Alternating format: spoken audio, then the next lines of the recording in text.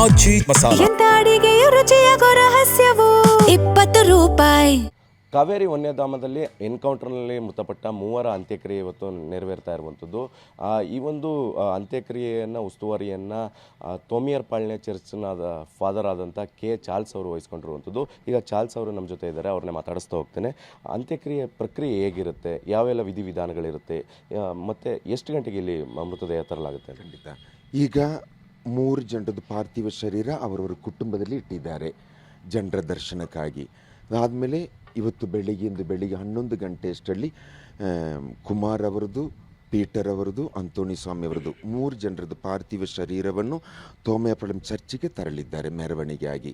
ಆಗ 11 ಗಂಟೆಗೆ ನಮಗೆ ಮೈಸೂರಿಂದ ನಮ್ಮ ಧರ್ಮಾಧ್ಯಕ್ಷರು, ಅಧ್ಯಕ್ಷರ ಡೆಲಗೇಟ್ ಅಂತ ಹೇಳ್ತೀವಿ, ವಿಕಾರ್ ಜನರಲ್ ಅವರುಗಳು, ನಮ್ಮ ವಟ್ಟಾರದಲ್ಲಿರುವಂಥ ಗುರುಗಳೆಲ್ಲರೂ ಸೇರಿ ತೋಮೇಪಳಂ ಚರ್ಚ್ನಲ್ಲಿ ಪ್ರಾರ್ಥನೆ ಮುಖಾಂತರ ಅವರ ಅಂತ್ಯಕ್ರಿಯೆ ಶವ ಸಂಸ್ಕಾರವನ್ನು ನಡೆಸಲಿದ್ದೇವೆ. ಆ ಪ್ರಾರ್ಥನೆ ಒಂದು ವೇಳೆ 11 ಗಂಟೆಯಿಂದ 12:15 ತನಕ ನಡೆಯಬಹುದು ಚರ್ಚ್ನಲ್ಲಿ. 12:15 ಪ್ರಾರ್ಥನೆ ಚರ್ಚ್ನಲ್ಲಿ ಆದಮೇಲೆ ದಿವಂಗತರಾದ ಕುಮಾರ್ ಅವರ ಪಾರ್ಥಿವ ಶರೀರವನ್ನು ನಮ್ಮ ದೇವಾಲಯದ 1 ಫರ್ಲಾಂಗ್ ದೂರದಲ್ಲಿರುವಂಥ ಕಾಮನ್ ಪ್ಲೇಸ್, ಅದು ಸಮಾಧಿ ಅಂತ ಹೇಳ್ತೀವಿ, ಅಲ್ಲಿ ದಮನ ಮಾಡಲಾಗ್ತದೆ.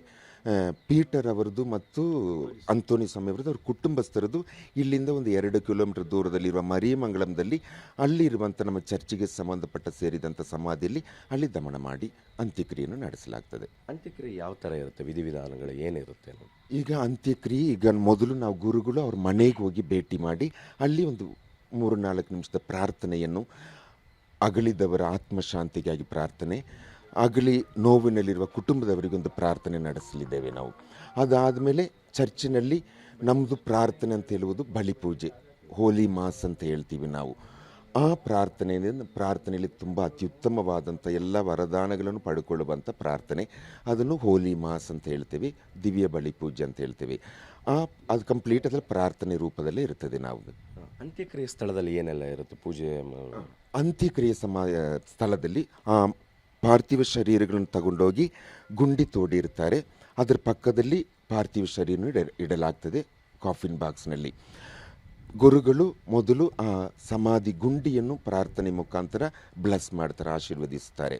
ಅದಾದಮೇಲೆ ಅವರ ಆತ್ಮಶಾಂತಿಗಾಗಿ ಪ್ರಾರ್ಥನೆಯನ್ನು ಮಾಡಿ ಒಂದು ಗೀತೆಯನ್ನು ಹಾಡಿ ಆಶೀರ್ವಾದ ಕೊಟ್ಟು, ಹೋಲಿ ವಾಟರ್ ಅಂತ ಹೇಳ್ತೀವಿ, ತೀರ್ಥ ಪ್ರೋಕ್ಷಿಸಿ, ಧೂಪ ಅಂತ ಹೇಳ್ತೀವಿ, ಆ ಧೂಪವನ್ನು ಬೆಳಗಿಸಿ ದಮನ ಮಾಡ್ತೇವೆ. ಬೇರೆ ಬೇರೆ ಕಡೆಯಿಂದ ಎಲ್ಲಿಂದ ಬರ್ತಾ ಇದ್ದಾರೆ ಫಾದರ್ಸ್ ಅಲ್ಲಿ ಗುರುಗಳೆಲ್ಲ? ಮೈಸೂರಿನಿಂದ ಇದೊಂದು ಪ್ರತ್ಯೇಕವಾದ ಒಂದು ಟೈಮ್ ಆಗಿರುವ ಕಾರಣ, ಎಲ್ಲರೂ ದುಃಖದ ತರಾಗಿರುವ ಕಾರಣ ಮೈಸೂರಿನಿಂದ ನಮ್ಮ ಅಧ್ಯಕ್ಷರು ಬಿಷಪ್ ಅಂತ ಹೇಳ್ತೇವೆ, ಬಿಷಪ್ ಅವರು ಕಾರಣಾಂತರದಿಂದ ಬೇರೆ ಸ್ಥಳಕ್ಕೆ ಹೋಗಿರುವ ಕಾರಣ ಅವರ ಡೆಲಗೇಟ್, ಅವರ ಪ್ರತಿನಿಧಿ ವಿಕಾರ್ ಜನರಲ್ ಅಂತ ಹೇಳ್ತೀವಿ, ಗುರುಶ್ರೇಷ್ಠರು ಅಂತ ಹೇಳ್ತೀವಿ, ಅವರುಗಳು ಬರಲಿದ್ದಾರೆ.